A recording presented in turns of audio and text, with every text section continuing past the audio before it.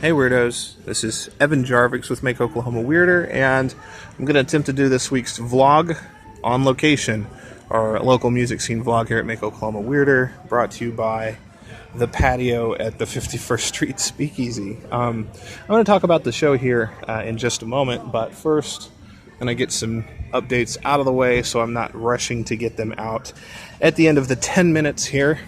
So I feel like first and foremost we got to talk about Annie Oakley. Haven't mentioned them yet in the vlog series, but they ran a Kickstarter earlier this year. It was successfully funded, and they have an album. It's ready to go, and the album release show is Friday, August 17th at the Blue Door. If you don't know Annie Oakley, they are I guess at this point they're a trio. I mean, they're primarily the sister duo, the Babs.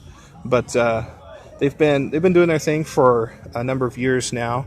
Definitely have caught the attention of a lot of people, due in part to their significant talent, and partly also due to just how well they manage their band and sort of their branding and everything. But Annie Oakley, been a big deal here for a while, and yet they haven't quite put out that full-length album. They've done a couple of EPs. They did, most recently last year, they came out with the Lunar Manor Sessions. Before that, they did a thing with Samantha Crane producing. They've definitely made the rounds. But now they're finally ready to do this big album with a Kickstarter and all kinds of stuff. And it's going to be, it's Thursday now, so for me it's tomorrow.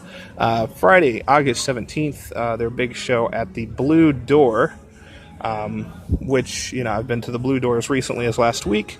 If you follow my Instagram stories, which, by the way, shout out to the new tribe, who I saw at Blue Door a week ago, doing a lot of selections from their new album and transforming the Blue Door into a music venue I didn't know it really could be, with a double set, the second of which had people dancing, which is not what you typically think of a listening room for being. So shout out to the new tribe. Anyway, so that's where Blue Door is, where Annie Oakley's show is going to be. And, of course, it's highly anticipated album. There's been some developments with that album. I don't know the specifics because I haven't followed the news trail well enough, but this album is getting a straight-up international release. They weren't initially planning for that. So the official worldwide release for this thing is actually slated to be later. It's sometime in October, I think, which is like, over a month away from now. And, that's actually a really big deal, because what that tells me is that they're probably going to get into some European markets. If possible, I imagine they're going to try and tour those markets. And a lot of our Oklahoma artists have found a lot of success there, especially folks like Levi Parham and Carter Sampson and some of those names that we know so well here. Even still, being such a big deal here, they still draw modest crowds sometimes in comparison to what they can bring out overseas, kind of over in the Scandinavian countries and whatnot.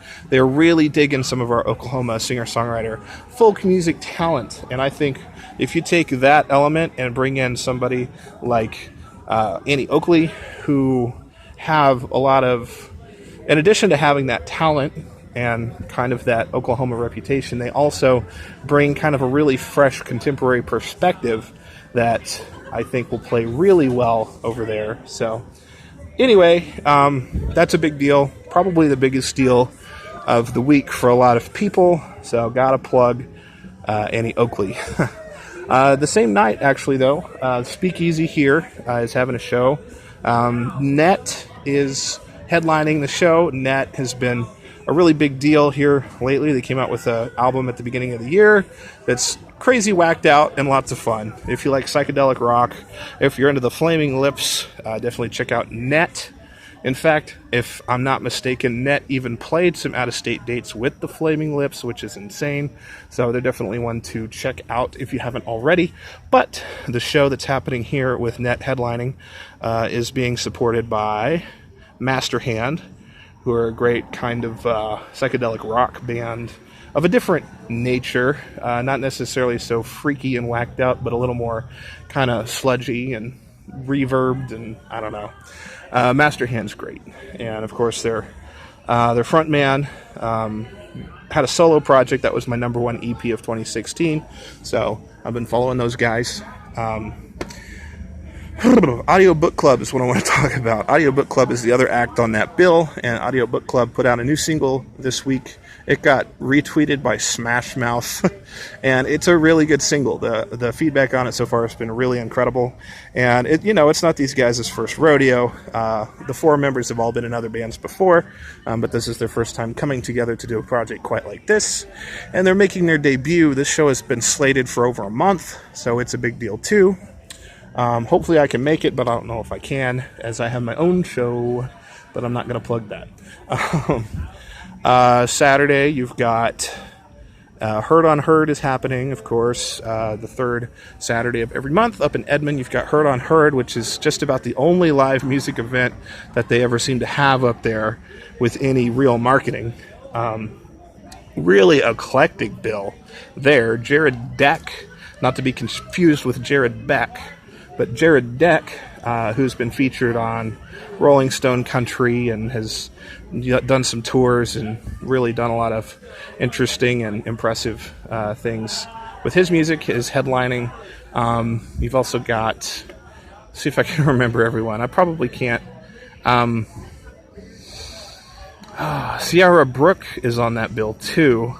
Ciara Brooke is kind of a pop diva of sorts, which is kind of like the polar opposite, but I think she's kicking things off. She had a recent Kickstarter which was successfully funded, and she's dropping a project later this year, so I am looking forward to that, because I think she brings like a really well thought out approach to her music. Like, she's like a producer and everything too.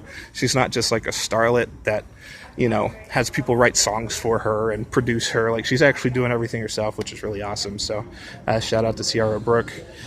Anyway, yeah, I guess there's always more to talk about, but I've got less than 3 minutes here. So let me talk about this Speakeasy business. There's a show that happened tonight, and it was called the Benefit Concert for Migrant Families. And I regret to inform I missed it. I came too late because I was busy doing something else. But it was a big deal, and I wanted to express some appreciation for events like this, and especially give a shout out to Jill T. Mosman, who's kind of the creative and organizational force behind it. Really, I think it speaks a lot to the importance and the power that folk music can still have. If you don't know, Joel T. Mosman, he's a singer-songwriter. He also has like an Americana band called Oklahoma Uprising. He's been putting projects out frequently. He was in my EPs Best of last year. He has a new live album this year that he recorded at the State Theater in Hera, which he has frequently done some shows at in support of that venue that basically nobody knows about and nobody cares about, but he does. And he's actually made efforts to kind of help bolster that area that often gets overlooked by us city folk, and it's not even that far away. So he's definitely a community-minded guy. And I think it really shows with events like this, where he brought together some singer-songwriters.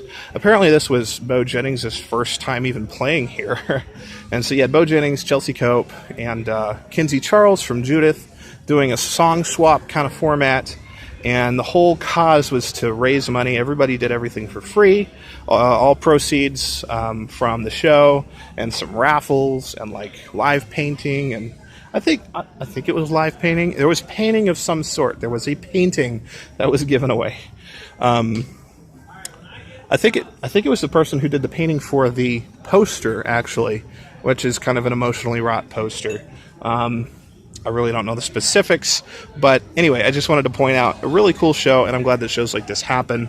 It is a community event, and a reminder that there are members of our community who are often overlooked and left behind by the developments of our city. And certainly one of the highlights of that are folks who are migrant families and of those nature. If you follow me on social media, please go back a week. I plugged a song that Joel recorded live and told the whole story about this guy who lived here and tragically died here. And there's just a lot to be weighed here, and I think folk music is just about the best way to do that. So shout out to those guys.